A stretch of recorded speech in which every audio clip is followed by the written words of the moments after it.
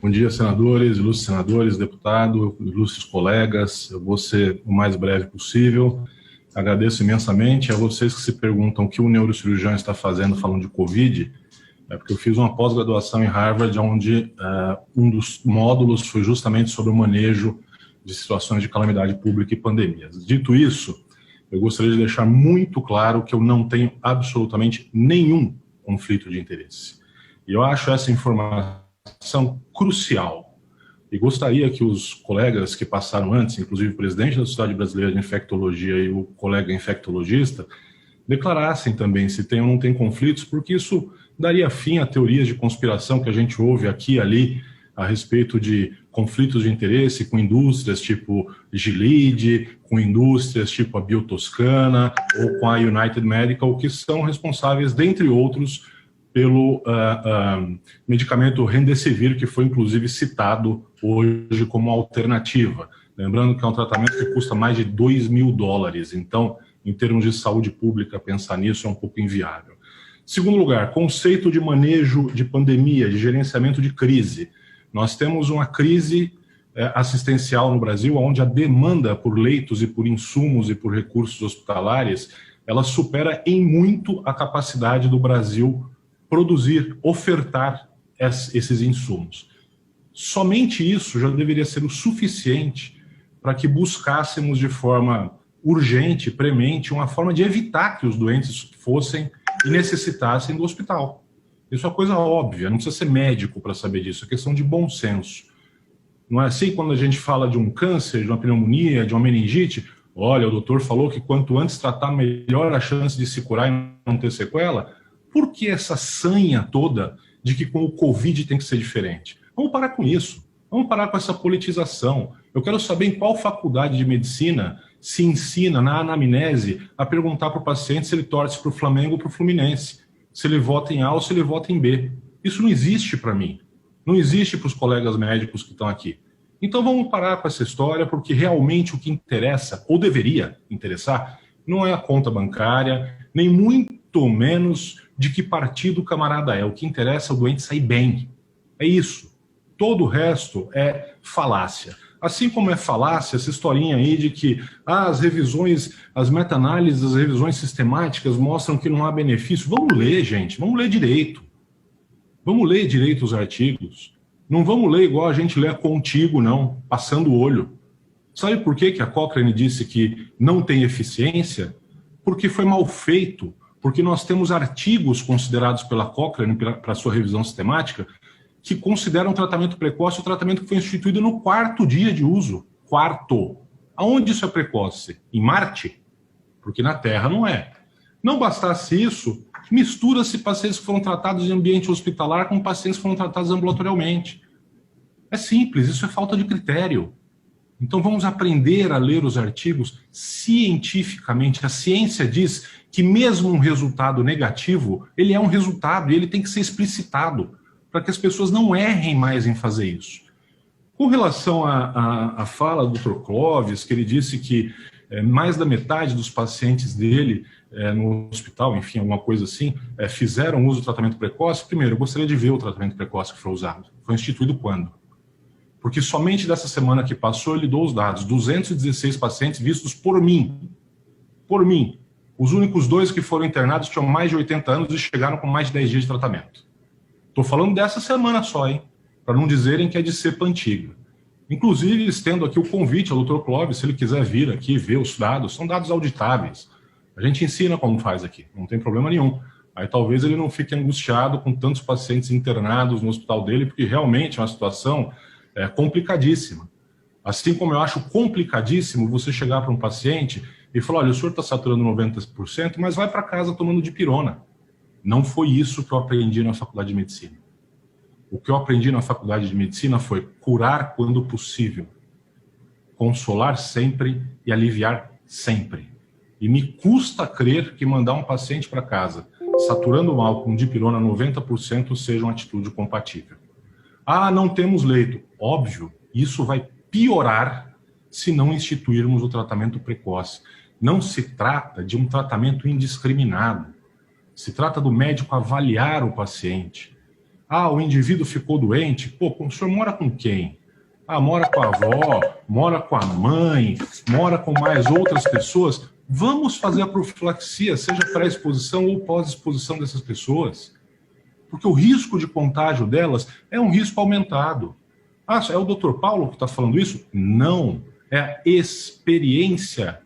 Vamos ver a experiência de Porto Feliz, cidadezinha aqui no interior de São Paulo, que tem a mortalidade dos pacientes com Covid mais baixa do país, 0,13%. Vamos ver o que aconteceu na cidade de Cascavel recentemente, estado até do nosso ilustre presidente da SBI, 1.500 pacientes atendidos. Reduziram a ocupação da enfermaria pela metade, utilizando o tratamento precoce de forma adequada. Vamos ver Búzios. Se dizia que Búzios ia explodir durante o carnaval. Sabe quantos pacientes Búzios teve internado? 0. 0. Isso não são dados? Isso são dados. Dizer que medicina só pode ser exercida com estudo duplo cego randomizado é uma crueldade com o paciente humilde. Crueldade. Além de uma ignorância histórica, senador Girão, gigantesca. Para o senhor que gosta de história, a penicilina foi descoberta com base em observação.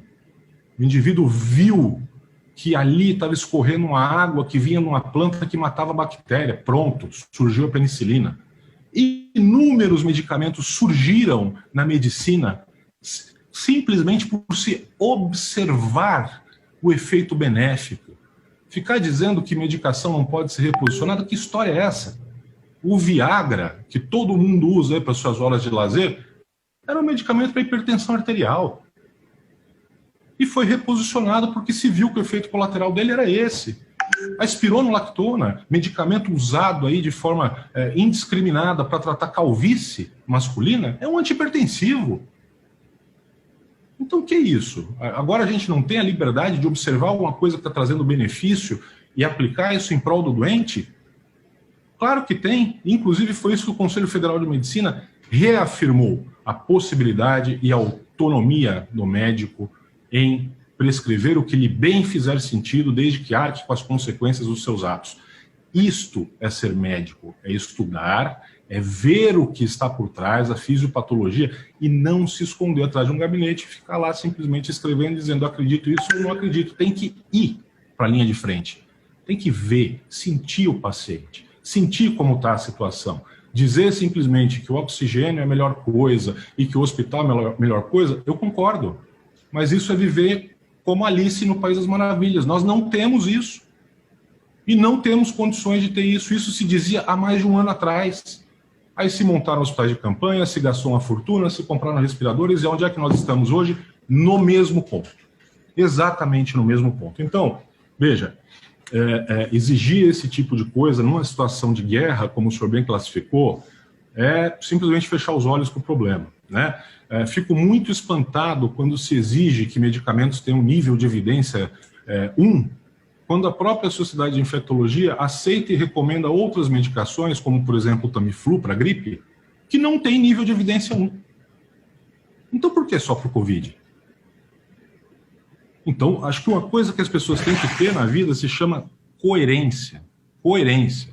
E coloco aqui uma coisa bem rasteira, digamos assim, né? Suponhamos que todos estejamos num avião e que essa aeronave começa a cair. Aí os senhores ilustradores olham para o fundo e veem uma caixa ali, ó, paraquedas. Atenção, não foi credenciado e testado pelo Inmetro. O senhor prefere pegar o paraquedas e tentar se salvar ou vai falar, bom, não foi testado pelo Inmetro, então não tem um estudo duplo cego, randomizado, controlado, então não vou pegar o paraquedas, eu vou cair com o avião. Isso não tem cabimento, isso desafia o bom senso.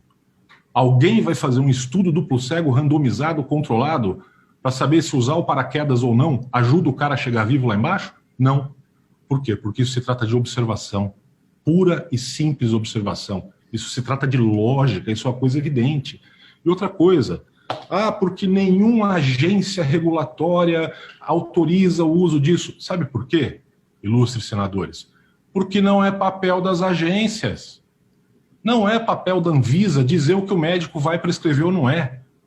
O papel da Anvisa é avaliar a eficácia e segurança e liberar para uso. Esse é o 15 papel. segundos. Ok? Dizer que ninguém mais no mundo está usando e não sei o que também não é argumento válido. Porque há um tempo atrás existia gente que falava, olha, a Terra é plana. E aí veio um maluco e desafiou todo mundo e disse, não, a Terra é redonda. E esse cara quase foi queimado vivo. Então dizer que, porque os outros não usam, não devemos usar, tá aí o Cadegiani para demonstrar. O Brasil faz pesquisa de ponta, senhores. Então, se os outros não fazem, pode ser que nós sejamos aqueles que vão indicar o caminho para os outros. Vamos parar com essa crise de viralatismo, de achar que a gente tem que seguir o que os outros fazem e acreditar no que o brasileiro está fazendo. Acreditar. Vejam Búzios, vejam outra coisa, não tem evidência? Por favor, nota técnica. Por favor, senador Girão, eu gostaria de compartilhar aqui a tela, eu vou colocar esse documento no chat, porque eu não gosto só de falar, não, eu gosto de mostrar o que está escrito e publicado. Então, se me autorizar a compartilhar a tela, eu gostaria de mostrar aos senhores um documento e vou embora-lhes porque é público. Tá autorizado, doutor Paulo, eu só peço que o senhor inicie o encerramento aí, porque nós já estamos... Mas eu autorizo a compartilhar. Vejam aqui, ó. Nota técnica, 24 de fevereiro, ao Ministério Público Federal, Procuradoria da República de Goiás, ok? As evidências, no plural, científicas acerca do atendimento integral das pessoas acometidas com Covid-19. Aqui os senhores têm mais de 100 páginas de evidências científicas. Eu vou disponibilizar isso no chat para os senhores agora, para todos os senhores, e me coloco à disposição, vou colocar meu telefone, para discutir isso aqui, para aprofundar o estudo, já que o tempo nosso aqui é limitado. Mas só para dar números gerais para os senhores, essa falácia de que não tem evidências, este documento, produzido de forma brilhante por médicos e pesquisadores, tem mais de 93 referências. Só de estudos, são mais de 60 estudos. Olha aqui, está tudo passando aqui para vocês e vai estar aí para análise aprofundada. Então, por favor, pessoal, vamos deixar a política para vocês, que são profissionais da política, e os técnicos, vamos nos centrar na técnica, né? Deixando os conflitos de interesse de lado. Estou colocando o documento já aí para vocês no chat, e o meu telefone, qualquer dúvida, fico à disposição. Muito obrigado. Muitíssimo obrigado, doutor Paulo Porto.